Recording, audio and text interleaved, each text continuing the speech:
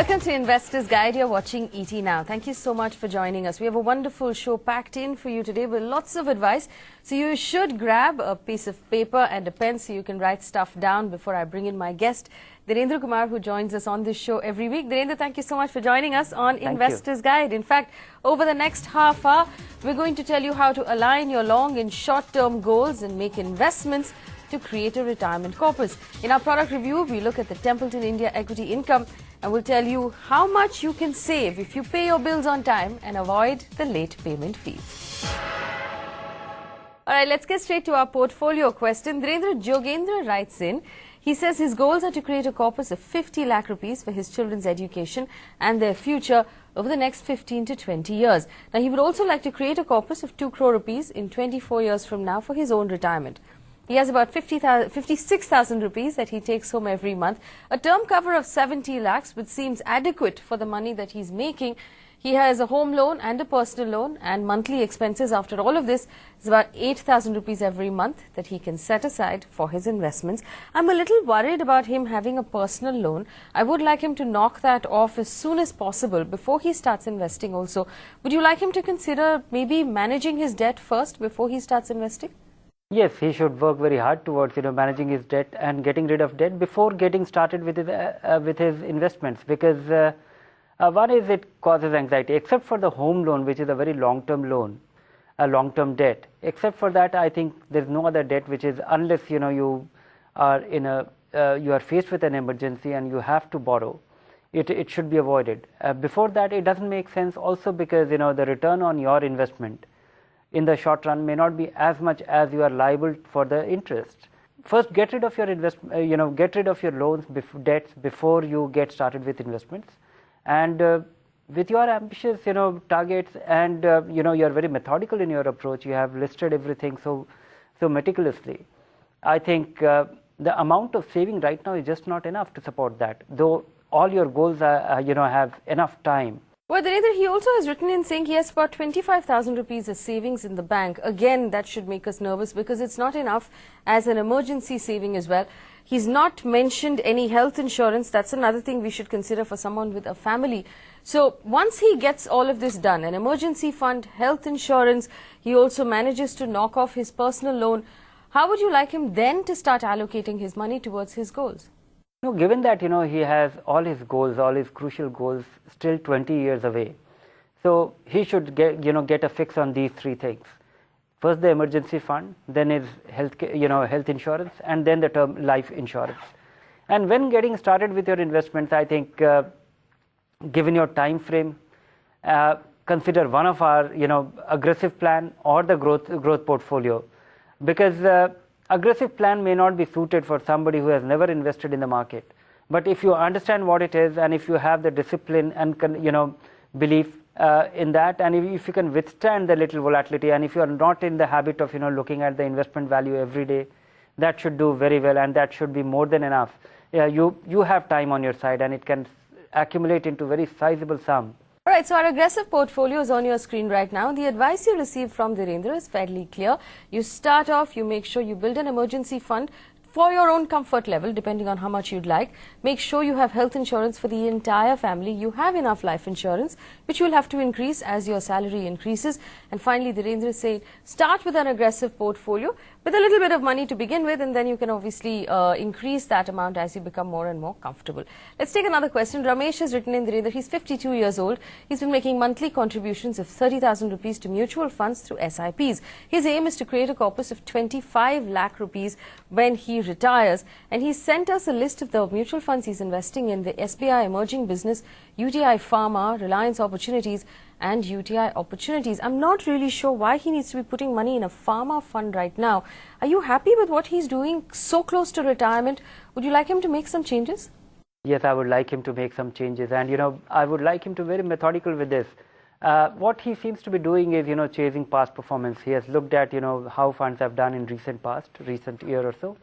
You have chosen to invest in a fund which will invest only in pharma stocks, companies of shares of pharmaceutical companies, and they all suffer from the same degree of cyclicality which we witnessed last week after the news of Rand Baxi. And that is very alarming. That is something which is quite unnerving for an individual investor, more so a mutual fund investor who is trying to reduce his risk. I would imagine that somebody so getting close to retirement, he will be participating in the market, at the same time achieving great diversification and stability with our stable growth portfolio, and that is the most suited investment for this time frame. All right, so our stable growth portfolio is on your screen right now, especially since you're so close to retirement. This is a very low volatility portfolio, and it's of course very easy to manage. If you have any more questions, of course, you can write back to us. Our email ID is at the bottom of your screen. Our next question comes in from a woman investor. Sneha Lata has written in. She can make a monthly contribution of 20,000 rupees. Her goal is to buy a house in the next 5 years. She wants to create a corpus of 20 lakh rupees in 5 years. Which mutual fund should she invest in to reach her goal? Is that a slightly ambitious goal, Dhirendra? No, not really, because by investing 20,000 rupees a month, she's effectively accumulating. Her principal contribution is 12.5 lakh rupees, and little upturn in the market, and if she gets lucky at the end of 5 years, who knows, it could be little more than that, or maybe much more than that. And we see that this kind of cyclicality, what I'm very sure of is that all these returns will not come with any stability. But because one is accumulating over a period of time, she will be averaging her investment. I don't think it is a very unrealistic return expectation. Possible that you have your accumulation of 20 lakh rupee happening before 5 years, but if it turns out to be 6.5 years, you should be okay with that. If that is the understanding, I think the best way to approach it is with a balanced fund. That will also be the most tax efficient. Should she use the same stable growth portfolio that you recommended to our previous viewer? And of course, if she's only investing for 5 years, and like you said, she should be slightly flexible about her time horizon, then as she approaches that goal, should she start moving her money out, maybe into a fixed income instrument? Yeah, in this case, the goal is very well defined. So if she is investing this 20,000 rupee, and if it turns out that after 4.5 years or less than 4 years, that money has accumulated to 20 lakh rupee, she should pull that money out and start looking for that house or go and make the down payment. All right, so be slightly flexible with your goal as well. And Dhirendra, they're recommending our stable growth portfolio that's on your screen, balanced funds for someone who has 5 years as an investment horizon.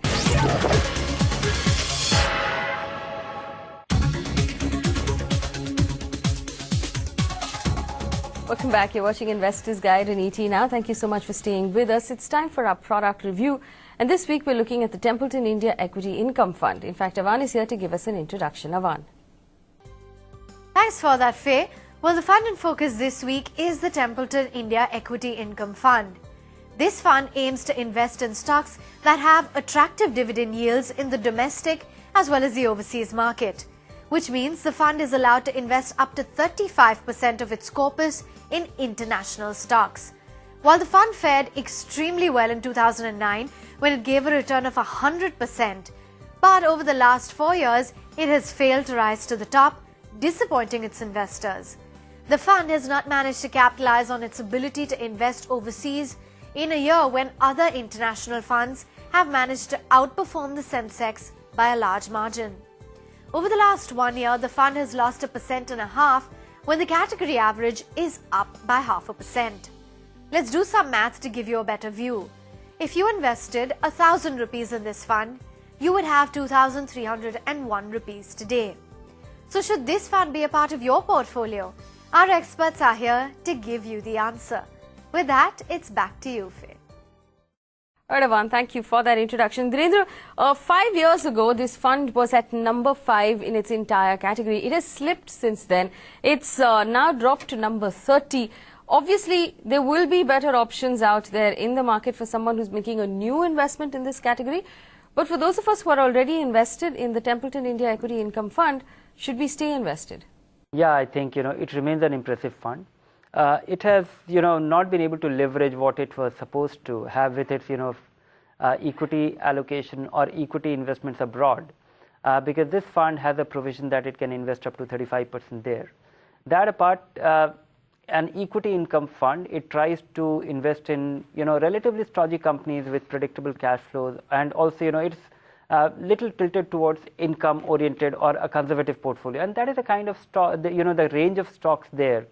It has been very bad period over last 1.5 to 2 years, and that has led to the decline in performance on a relative basis. But I still feel that this is, if we compare it with the set of dividend yield funds, it will be among the best performing one. It's a conservative portfolio in the multi-cap fund category. There are superior performing fund, but it's a very meaningful value addition, meaningful addition to a portfolio. All right, Dhirendra, the last time we reviewed this fund, you gave it 5 stars. Since then, it's dropped on value research to 4 stars. What would you give it on Investor's Guide today? Yes, for its marginal missed opportunities, I would give it a 4 star, which is its rating on a risk-adjusted scale as well. 4 stars there for the Templeton India Equity Income. Remember, Dhirendra said if you're invested in this fund right now, it doesn't make sense to pull your money out. Stay invested, and of course, we'll keep updating you on the show. It's time to move on to our hold or sell segment. Well, 47-year-old Srinivas has written in, Dhirendra, both he and his wife have been investing in mutual funds for over 2 years. Their aim is to get aggressive long-term returns. They're willing to stay invested for at least 10 years, and they want to know if their portfolio is on track. Right on top, I'm seeing a lot of overlapping here. HDFC Top 200, HDFC Equity, HDFC Mid-Cap Opportunities, Balanced and Prudence, all from the same fund house. That's the first 5 funds in their portfolio. They don't need all of those funds, do they? He is under the false notion that he is investing in 5 funds and they are all different. No. Given that he is looking at aggressive investment, aggressive return from long-term investment, and his time frame is, and this time frame is, one can really call it long-term.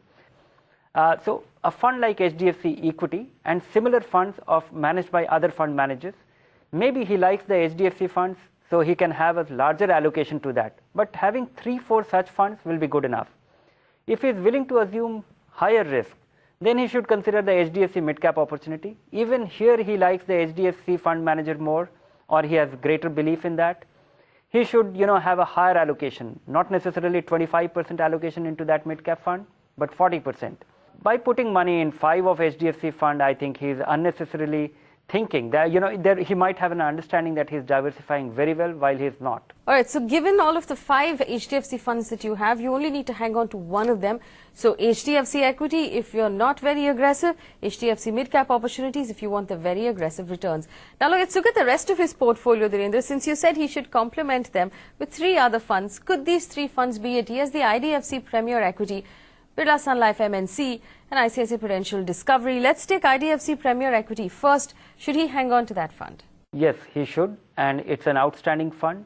It has done very well, and it is a very unusual portfolio, and it very well complements. And I would say that IDFC Premier Equity, going by its strategy, the way it has done, many a times it's quite unusual, very unusually different from all other funds in its category. Well, Birla Sun Life MNC is the next on his list, Dhirendra. This fund has performed because FMCG and similar categories have done well in the market. Would you recommend he holds on to that fund? Does he need to have a specific MNC exposure? There was a point when MNC made sense, and that was 15-20 years back, when Indian, companies managed by Indian owners used to be looked not as highly as companies managed by which are part of multinational conglomerate. It's no longer the case now. Things are very, very different. The classification has lost its relevance. He should be, and this fund has done well over the last 3-4 years, and he should use this opportunity to move to a diversified vehicle. Even if this fund continues to do well. Well, last on his list, Dhirendra, is the ICICI Prudential Discovery Fund. This has been a good performer, and I know it's one of the funds you recommend. Should he continue investing in this fund as well? Yes, it's a great value fund, and given his time frame, I think it's a very good complementary position to have. All right, so that's a complementary position to have on that last fund. So there you have it. I'm going to put this on your list right now. These are the funds that Dhirendra recommends you hold on to in your portfolio. And if you have any more questions, of course, you can feel free to write to us. Let me take one more question. 52-year-old Dr. Deepak Sharma has written in. He tells us he opted for voluntary retirement 2 years ago, Dhirendra, and the money that he got, he invested in mutual funds. Now, he had been advised to invest in HDFC Income, Reliance Income, and SBI Income Fund. He's a little disappointed with the returns that they've given him so far. And he tells us that he does have a few other funds in his portfolio, the HDFC Top 200, ICICI Prudential Focus Blue Chip and SBI Dynamic Bond Fund. Now, considering he's a self-employed doctor at this point, he doesn't need an income from these investments. He probably needs to just guard his pension corpus for a few more years. What would you recommend he does with these investments? Should he be streamlining it a little bit? Yes, it's very important for him to, define his goals. And first and foremost, even though he's self-employed and, being self-employed on his own at 52 years, if his lifetime accumulation goes down in value, it might be very disappointing and can be quite unnerving when you are not in the prime of your career. He should seriously consider our conservative portfolio. This portfolio is meant for somebody like him. This is not a portfolio which is meant to deliver income, but this portfolio assumes a nominal risk, 20 to 30% of his money going into fixed income, going into equities, rest in fixed income, and this should provide him the kind of return with far greater stability and much lower risk. And if he's looking at his portfolio return holistically and he's not looking at deriving income from it regularly, this is the kind of portfolio he should have. All right, so this is the kind of portfolio you should have. It's on your screen right now. Write it down, and if you have any more questions, feel free to get in touch with us. That brings us to the end of this segment. Dhirendra, thank you so much for spending time with us this week. It's always a pleasure to have you. If you have a question for Dhirendra Kumar, write to us. Email ID is at the bottom of your screen.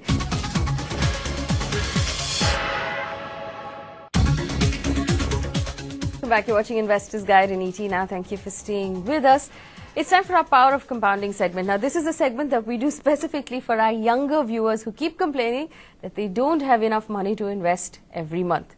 Now, what we've done this week is we've taken a look at how you pay your bills. Now, a lot of us know that it does take up a lot of time and money to go over and pay your telephone bills on time. And if you miss the date, there's a late payment charge of 100 rupees.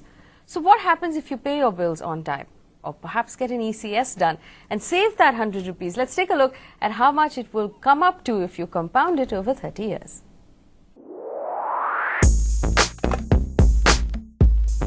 We all know that sinking feeling you get at the end of the month when you see your mobile phone bill.